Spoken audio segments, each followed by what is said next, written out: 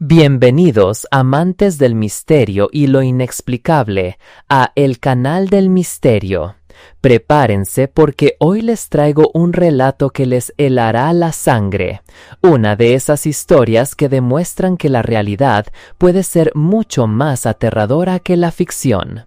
Lo que van a escuchar son experiencias reales, escalofriantes, que nos hacen cuestionar la seguridad de nuestros propios hogares.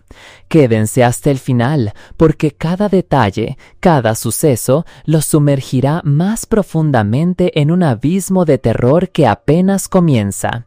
¿Listos para adentrarse en la oscuridad? Vivía en una granja, en un rancho con mis abuelos. Mis padres me habían echado de casa, y como no podía permitirme alquilar un apartamento, me permitieron quedarme con ellos por una fracción del costo. Dormía en un dormitorio en la planta baja. El olor a encierro y a vejez era mucho más penetrante en esa habitación. Estaba llena de reliquias religiosas de mi abuela.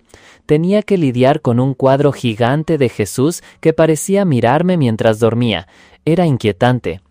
Las cosas extrañas no empezaron a suceder hasta mi segunda semana viviendo allí. Regresé a casa de mi trabajo en una pequeña tienda del pueblo, y para entonces ya estaba oscuro. Mientras abría la puerta principal, pude oír pasos entre los cultivos. Asumí que alguien intentaba robar la cosecha de mi abuelo. Me acerqué de puntillas para ver mejor, asegurándome de evitar cualquier hoja caída o cualquier cosa que pudiera hacer ruido. Efectivamente, había alguien entre los cultivos, pero se arrastraba a 4 patas, como si estuviera acechando. Pude haberlo confrontado, pero eso podría haber terminado mal, así que volví adentro para despertar a mi abuelo. Él salió gritando como un loco, rifle en mano. Dijo algo como: «Si alguna vez te vuelvo a pillar aquí en mi granja, no dudaré en volarte la cabeza». Eso parecía más que suficiente para asustar a cualquiera y ahuyentarlo de la propiedad. Pero la noche siguiente, mientras dormía, las cosas se pusieron aún más extrañas. Me desperté y escuché risas fuera de mi ventana. Había alguien parado allí mirando dentro del dormitorio. Pareció notarme cuando me senté y luego se alejó. Se lo conté a mi abuelo de nuevo. Esta vez estaba realmente furioso. Caminó con pasos fuertes hacia su armario, sacó su rifle y se dirigió a la puerta principal, conmigo justo detrás de él. Esta vez, cuando abrió la puerta, algo le agarró la pierna de inmediato, haciéndolo tropezar. Salté sobre el agresor, derribándolo fácilmente ya que estaba en una posición agachada. Mi abuelo logró levantarse, agarró su arma y le apuntó al tipo. Llamé a la policía mientras mi abuelo lo tenía a punta de pistola. De repente, escuché un grito mientras hablaba por teléfono. Era mi abuelo. Dejé caer el teléfono, casi con lágrimas en los ojos, temiendo que lo peor hubiera sucedido. Llegué a la entrada y el abuelo estaba en el suelo con la mano en la nariz. Estaba sangrando. Otra persona había aparecido, lo había empujado al suelo y le había dado un puñetazo en la nariz antes de huir.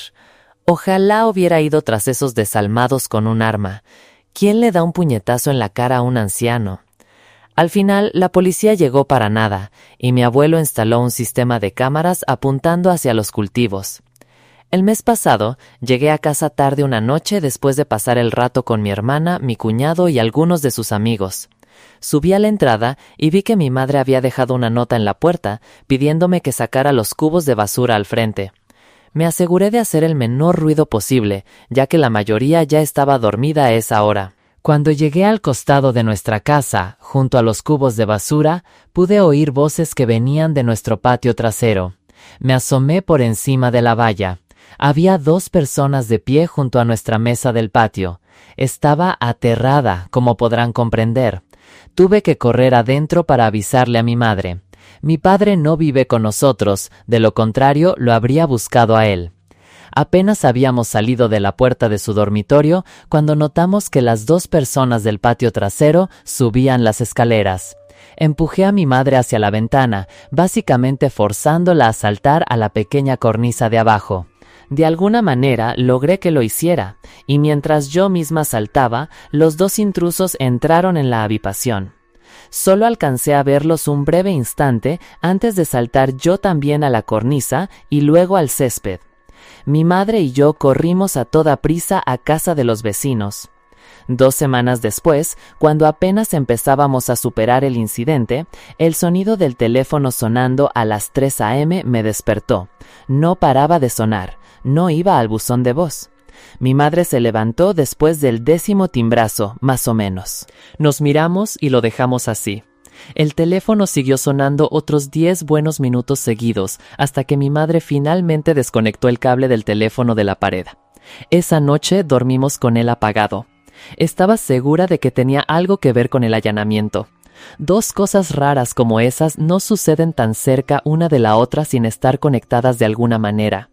Al día siguiente, mi madre recibió un mensaje de texto en su teléfono. Decía, ¿por qué no contestaste?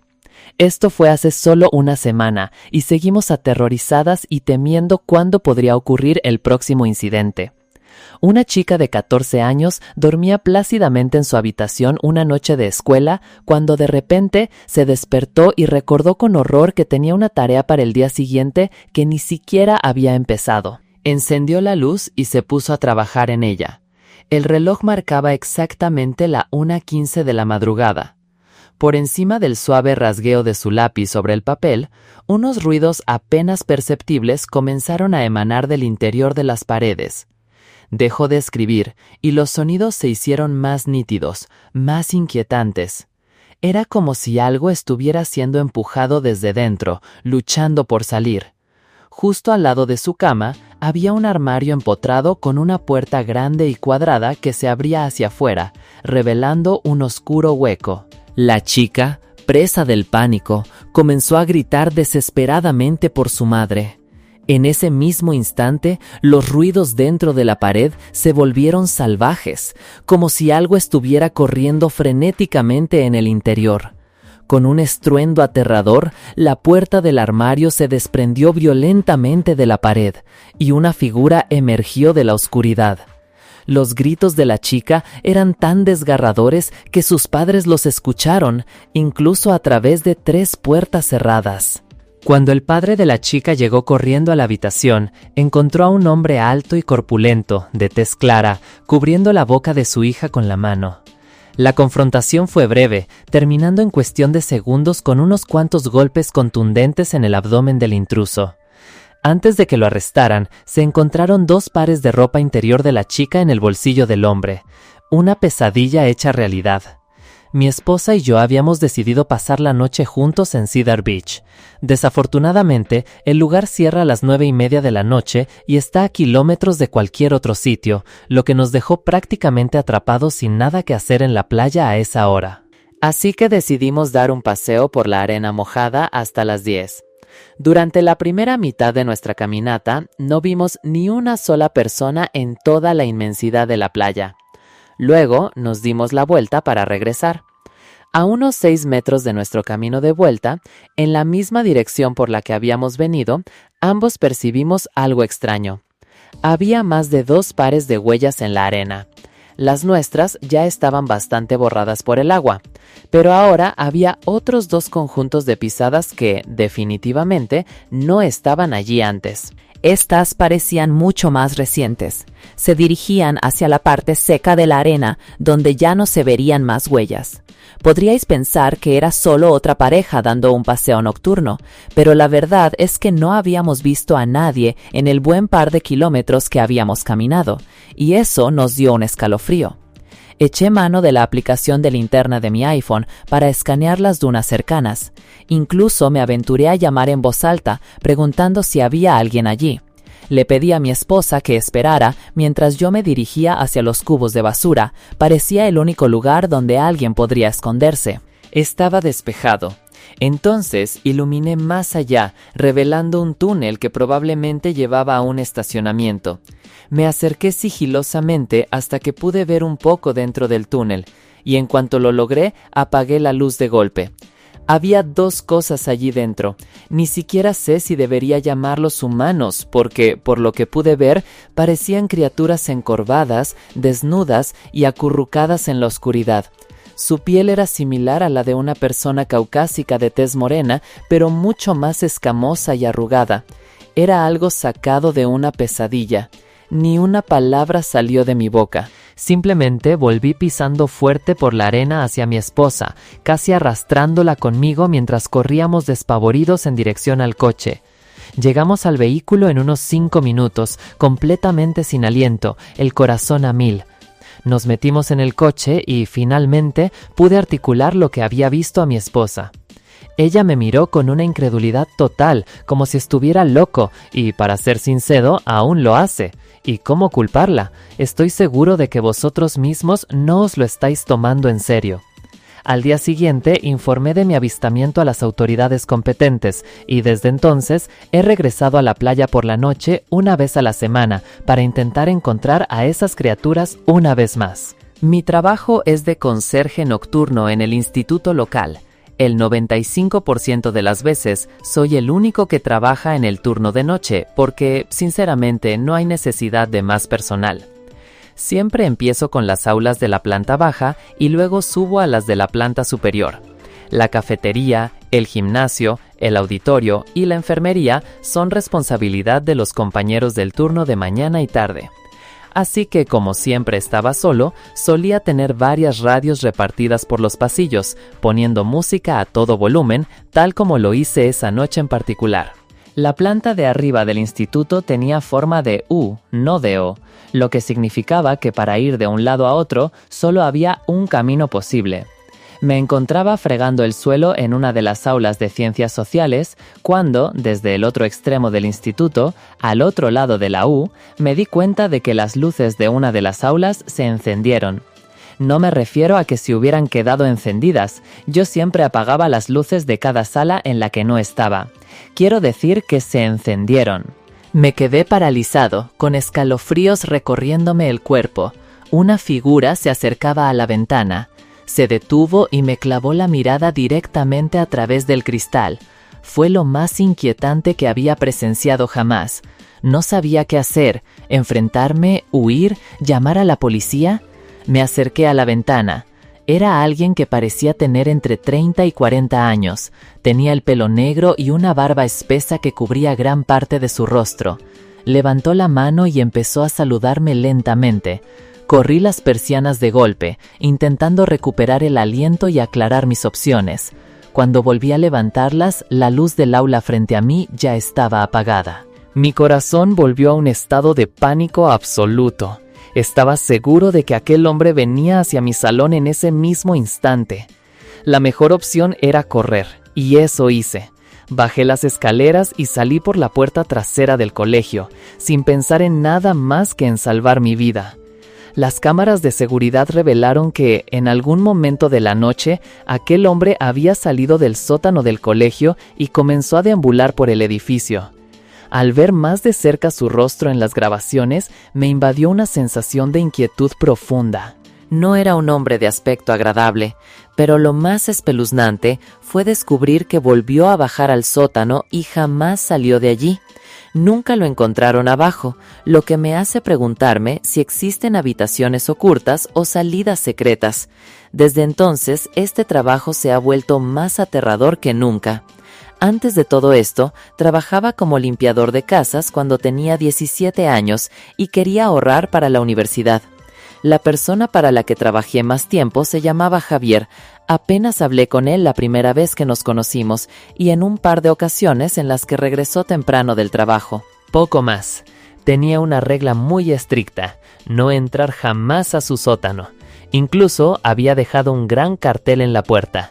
La curiosidad me consumía, pero me esforzaba en no mirar. Un día, mientras quitaba el polvo en su habitación, me puse algo entrometido y empecé a revisar sus cajones. No me preguntes por qué. En los cajones grandes solo había ropa. En los más pequeños encontré cámaras, baterías, álbumes de fotos y varios objetos sueltos. Lo mismo en el cajón del medio.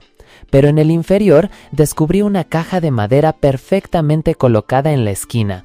Tenía cerradura y recordé que en la cocina había visto una pequeña llave colgada en su llavero. Me parecía que encajaba. Cuando la probé, efectivamente abrió. Lo que encontré dentro me heló la sangre. Era un montón de fotos en blanco y negro. Las primeras eran solo de la casa, pero después aparecía yo en cada una de ellas, en cada habitación, incluso en el baño. La más perturbadora era una foto en color, tomada desde afuera de una ventana, enfocándome mientras estaba en la cocina. Volví a guardar las fotos en la caja, excepto unas pocas que decidí conservar como posible evidencia de lo que temía que podría pasar. Cerré de nuevo la caja, la guardé en el cajón y dejé todo como estaba. Decidí que nunca más volvería a esa casa, pero justo antes de salir, pasé frente a la puerta del sótano. Como ya no pensaba regresar, quise echar un último vistazo para que la curiosidad no me persiguiera toda la vida. Bajé las escaleras y encendí la luz. El aire allí olía fatal, como animales en descomposición. Las paredes estaban cubiertas de carteles extraños, la mayoría obscenos. Me horrorizó ver algunos con chicos y chicas que parecían menores de edad, imágenes que jamás debieron existir. Había 2 puertas cerradas que llevaban a otras habitaciones o armarios. No me atreví a abrirlas, pero el hedor era insoportable cerca de ellas. Entonces escuché un zumbido. Al moverme, noté en la esquina una cámara en el techo que apuntaba directamente hacia mí. Al descubrirla, dejó de moverse de repente. Ese fue mi aviso. Debía salir corriendo. Regresé a mi coche y conduje hasta casa, donde por fin me sentí a salvo. Javier me llamó una vez después de aquello, pero no respondí. No dejó ningún mensaje. Y lo agradezco, porque nunca le di mi dirección. Otra noche, después de terminar mi turno de madrugada en un supermercado, mi único compañero y yo salimos hacia nuestros coches. En ese momento, una camioneta negra se detuvo junto a nosotros. Dentro iban un hombre y una mujer. Ambos tenían un aspecto descuidado. Él llevaba bigote, barba, una gorra y un cigarrillo colgando de la boca. Ella tenía el cabello sucio y el rostro igual de descuidado. Nos bloquearon el paso y el hombre, desde el asiento del conductor, nos preguntó si teníamos algo de dinero para gasolina. Mi compañero buscó en los bolsillos y le dio 50 céntimos. Yo le entregué €1 esperando que se marchara de inmediato. El hombre miró el dinero en su mano y luego nos miró con frialdad. «Voy a necesitar más que esto», dijo. Nos disculpamos y le explicamos que era todo lo que teníamos. «Maldita sea», murmuró. Pude ver cómo mi compañero estaba tan nervioso como yo. La mujer, sentada al lado, tenía en su rostro una sonrisa inquietante, casi diabólica. Rodé su coche y me dirigí a toda prisa al mío, igual que mi compañero de trabajo. Pude ver cómo el hombre giraba su camioneta. Encendí el coche, metí la marcha de inmediato y salí disparado del estacionamiento. Al principio parecía que me seguían, pero finalmente los perdí. Me detuve en una gasolinera y le envié un mensaje a mi compañero para asegurarme de que estuviera bien. Me respondió que sí. Ojalá la historia hubiera terminado ahí, pero un par de faros entraron en la gasolinera. Era la camioneta. Volví a subirme a mi coche. Intentó bloquearme deteniéndose justo delante de mí. La mujer en el coche sacó una pistola y empezó a bajar la ventanilla. Metí la marcha atrás de golpe saliendo del estacionamiento. Mi ventana trasera se agrietó al ser alcanzada por una bala. De alguna manera logré perderlos una vez más y llegar a casa con vida. Encontré 2 marcas de bala más en mi coche. Es tan aterrador pensar lo cerca que estuve de morir. ¿Y para qué? Lamentablemente hay tanta gente trastornada en este mundo. El primo de mi hermanastra, Andrés, y yo teníamos 18 años en ese momento. Decidimos ir a explorar el manicomio abandonado de nuestro pueblo. Era ya de noche, muy tarde. No había coches en la carretera, así que probablemente era después de medianoche. Andrés conducía. Ambos llevábamos nuestras cámaras de video con la esperanza de capturar imágenes interesantes.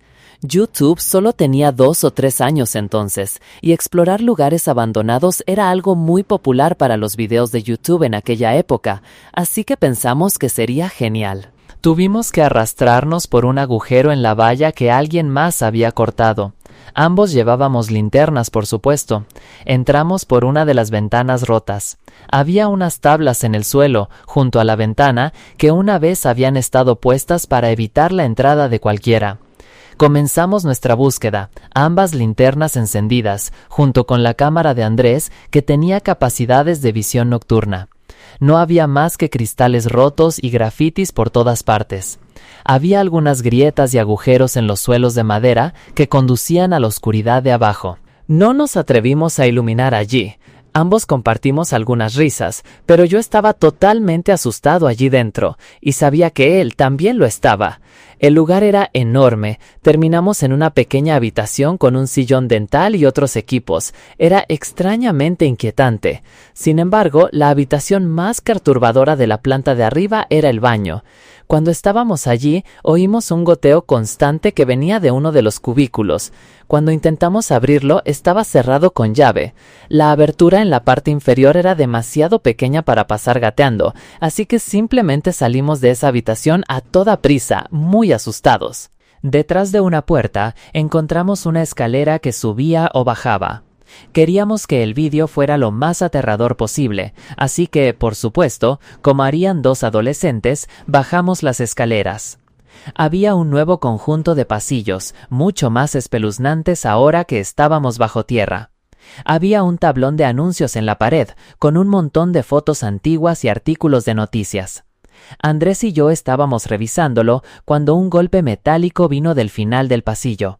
Apuntamos nuestras luces en esa dirección justo a tiempo para ver lo que estábamos seguros era una frente moviéndose del pasillo hacia una de las habitaciones. Andrés empezó a gritar mientras corríamos de vuelta en la dirección de donde veníamos.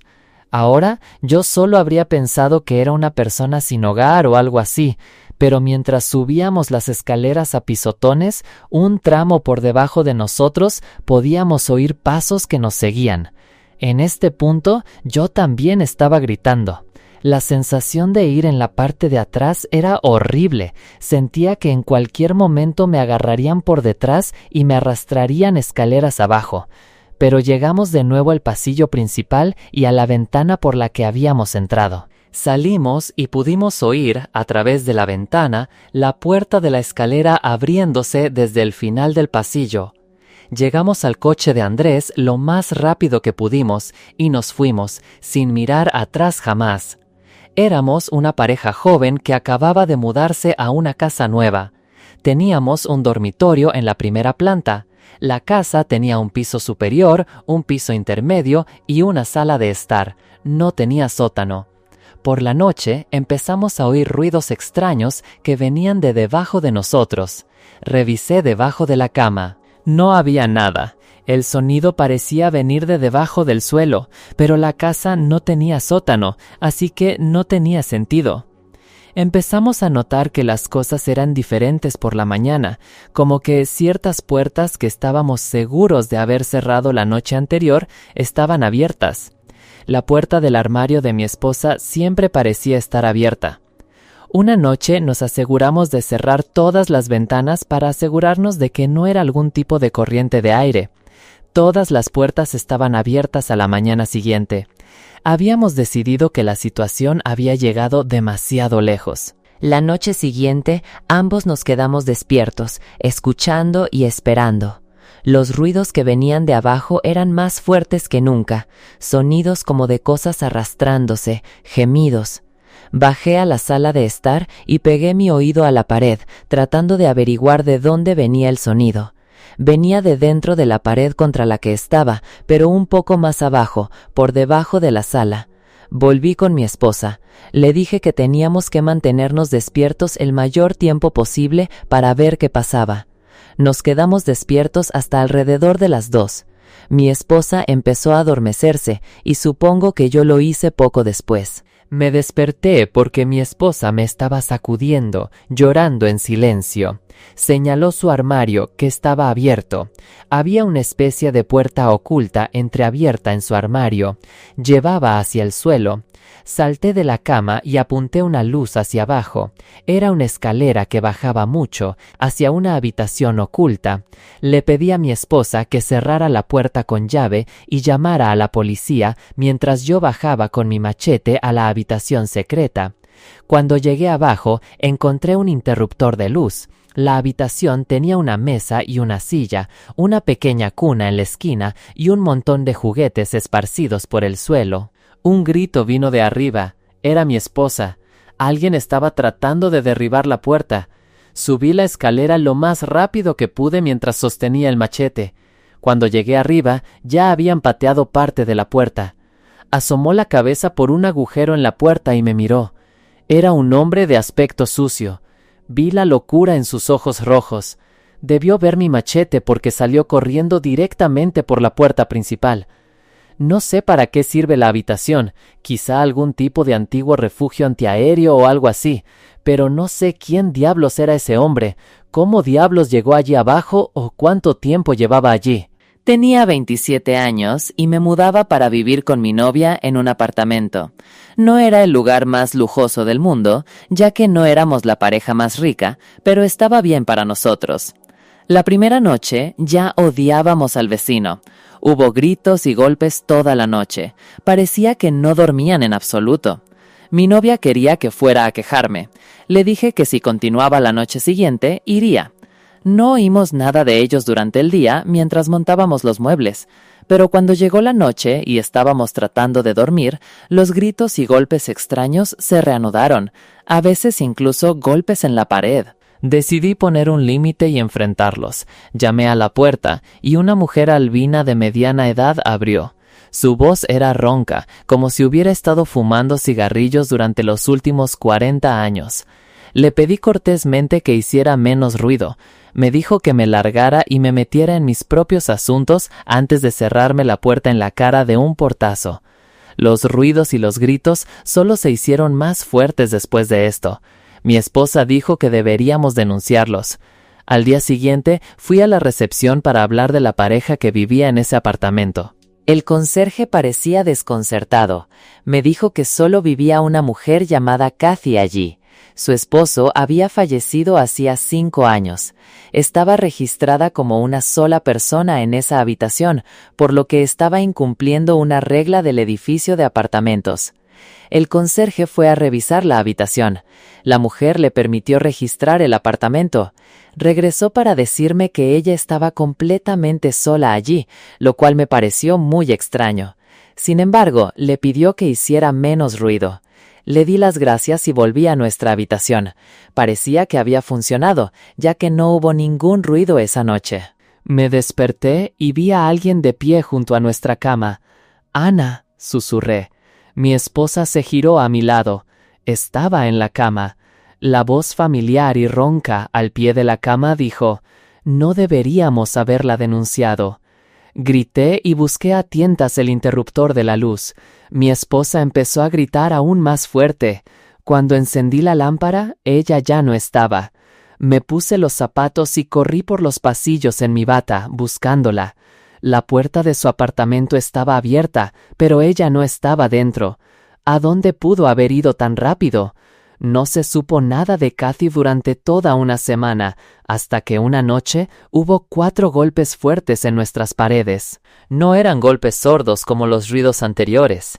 Estos eran verdaderos golpes destinados a llamar nuestra atención. Nos mudamos un día después. Y así llegamos al final de este escalofriante episodio en el canal del misterio. Si este video les ha parecido útil o al menos les ha provocado un buen escalofrío, no olviden darle un me gusta, suscribirse a nuestro canal y compartirlo con sus amigos. Me encantaría saber sus opiniones y si alguna vez han vivido algo parecido. Déjenme sus comentarios abajo. Hasta la próxima y que el misterio los acompañe.